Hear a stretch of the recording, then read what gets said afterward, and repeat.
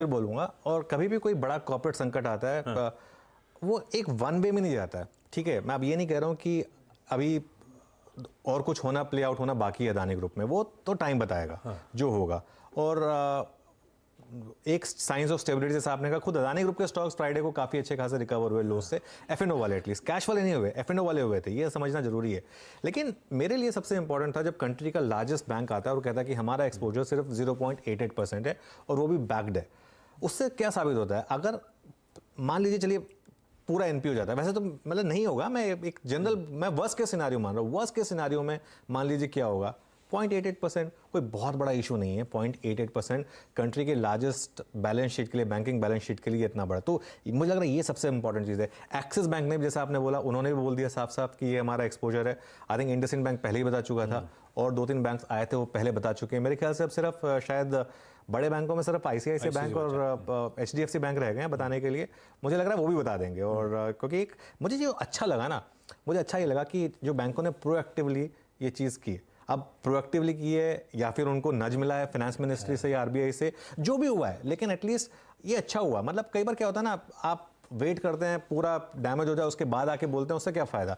आपने पहले ही बोल दिया सब कुछ, तो ठीक है। और एक और चीज़, ये थर्सडे से क्लियर हो गया था थोड़ा सा, फ्राइडे को थोड़ी सी और वॉलेटिलिटी थी, लेकिन क्लियर था एक चीज़ कि मार्केट रेडी है मूव करने के लिए एक्स ऑफ अदानी ग्रुप। देखिए मार्केट में एक चीज़ है, ये अगर एक बहुत हमारी एक चर्चा हो रही थी बसंत जी से, उन्होंने कहा था कि अगर आपसे पूछा जाता कि अदानी ग्रुप स्टॉक 70% गिर जाएंगे और उसके बाद भी मार्केट 4 या 5% ही गिरेगा, तो आप कहते कि तो बहुत अच्छा सिनारियो होगा ऐसा होता, क्योंकि एक नॉर्मली आप अज्यूम करते हैं कि जो एक पोस्टर बॉय है रैली का, अगर वो इतना गिरेगा तो मार्केट भी गिरेगी, लेकिन मार्केट नहीं गिरी इतनी।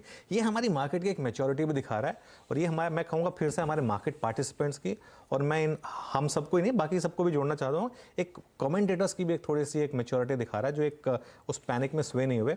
और वो मुझे लग रहा है कि एक काफ़ी अच्छी चीज़ है। ग्रुप इसमें अभी भी वॉलेटिलिटी बाकी है, जैसे मैं कह रहा हूँ, कैश स्टॉक्स नहीं रिकवर कर रहे हैं। कैश स्टॉक्स सारे के सारे फ्राइडे को भी डाउन सर्किट पे थे। सारे स्टॉक्स जो 5% थे वो 5% पे, जो 10% थे 10% पे। मेरे ख्याल से 5 या 10 के सर्किट रह गए हैं कैश स्टॉक्स में, क्योंकि वो इतनी वॉलेटिलिटी के बाद उससे ज़्यादा सर्किट है नहीं। एफएनओ वाले स्टॉक्स जरूर रिकवर हुए थे, उनमें से एक स्टॉक बैन में था, अब दूसरा स्टॉक बैन में आ गया, एक बैन से बाहर आ गया, तो वो वॉलेटिलिटी जरूर जारी रहेगी यहाँ पर। लेकिन एटलीस्ट एक जो सिस्टमिक रिस्क था वो नहीं हुआ है, वो एक बहुत बड़ी चीज़ है। और एक चीज़, कई लोग कहते हैं कि ठीक है, Indian market, Indian banking system को इतना रिस्क नहीं है, व्हाट अबाउट बॉन्ड्स?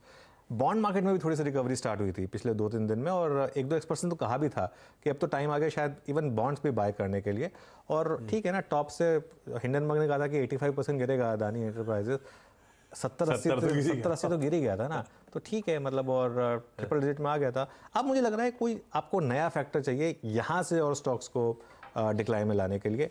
इस फैक्टर से मुझे लग रहा है कि एटलीस्ट ये वाला रिस्क जो है, इसको मार्केट्स दरकिनार करके आगे चलने के लिए तैयार है। भाई साहब, इसको दरकिनार करके अब आगे चलने को तैयार। जहां तक एफएनओ कर्व्स की बात थी, अंबुजा सीमेंट एफएनओ कर्व के बाहर है और अदानी पोर्ट्स एफएनओ कर्व में कंटिन्यू करेगा।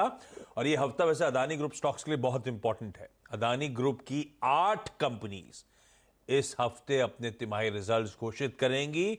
उनमें से कुछ एक्टिवली इंगेज होने को तैयार हो रही हैं, शायद अपने क्लैरिफिकेशंस, अपना पक्ष रखने की कोशिश करती हुई नजर आए। तो इस हफ्ते इंटरेस्टिंग होगा कैसे वो नंबर्स पैन आउट होते हैं, प्लस मैनेजमेंट्स की क्या कमेंट्रीज आती हैं। अच्छा, अदानी ग्रुप से याद आया, कल आपने एक, मैं आता हूं ग्लोबल पे, ग्लोबल सेकेंडरी, इस समय अदानी पैक की जब चर्चा यहां पे हो ही गई है, कल आप ट्वीट कर रहे थे जिनके 12वीं तक मैंने अकाउंट्स में और उसके बाद एमबीए में बुक पढ़ी हुई है, प्रोफेसर अश्वथ दामोदरन, वो वैल्यूएशन करके बैठे हुए अदानी एंटरप्राइजेस। उन्होंने वैल्यूएशन की थी, उन्होंने कहा था कि 945 रुपीज़ पर शेयर का वैल्यूएशन है, लेकिन वो एक अरिथमेटिक वैल्यूएशन है। देखिए मार्केट में कभी भी ना जो स्टॉक्स होते हैं, हमारे एक इकोनॉमिक्स के प्रोफेसर हुआ करते थे, वो कहते थे कि economics is 50% common sense and 50% non sense.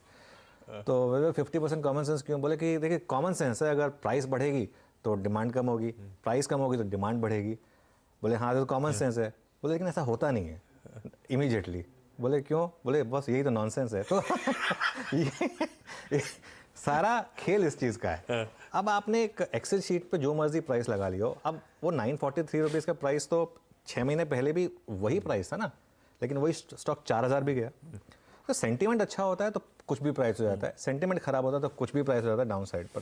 ये जो एक्सेल शीट वाला जो फॉर्मूला है, ये कहाँ काम करता है? 10 साल के पीरियड में। आज से लेके 10 साल के बीच में आप मार्केट देख लीजिए, मार्केट का 10 साल पहले का और आज का मूव उठा के देख लीजिए। 10 साल पहले और आज के मार्केट में जितनी हमारी इंडियन इकोनॉमी की जीडीपी बढ़ी है या जितनी हमारी कॉर्पोरेट अर्निंग बढ़ी है, मार्केट उतना ही बढ़ा है। लेकिन उसके बीच में मार्केट ने लोअर सर्किट भी मारे हैं, मार्केट ने अपर सर्किट भी मारे हैं। और यही जो होता है एक ट्रेडर और इन्वेस्टर का, फिर वो साइकी काम आती है यहाँ पर। तो इसके लिए वो एक वैल्यूएशन अरिथमेटिक है, लेकिन उसमें उन्होंने रिस्क फैक्टर भी बताए हैं कि जरूरी नहीं है कि इसका मतलब है कि आप 945 से नीचे नहीं जा सकता, स्टॉक जा सकता है। उन्होंने ये भी बोला है, पूरा ब्लॉग पढ़िए, वो काफ़ी अच्छा और वेल बैलेंस्ड ब्लॉग है एक्चुअली। किसी उस ब्लॉग को देख के कोई ये नहीं कह सकता कि इनकी पोजीशनिंग पॉलिटिकली ये है या ये नहीं। दोनों तरफ के उन्होंने अपने व्यूज रखे हैं। लंबा चौड़ा ब्लॉग है और पूरा पढ़ा मैंने भी। बता दें कि मनी कंट्रोल पर दिए गए विचार एक्सपर्ट्स के अपने निजी विचार होते हैं। वेबसाइट या मैनेजमेंट इसके लिए उत्तरदायी नहीं है।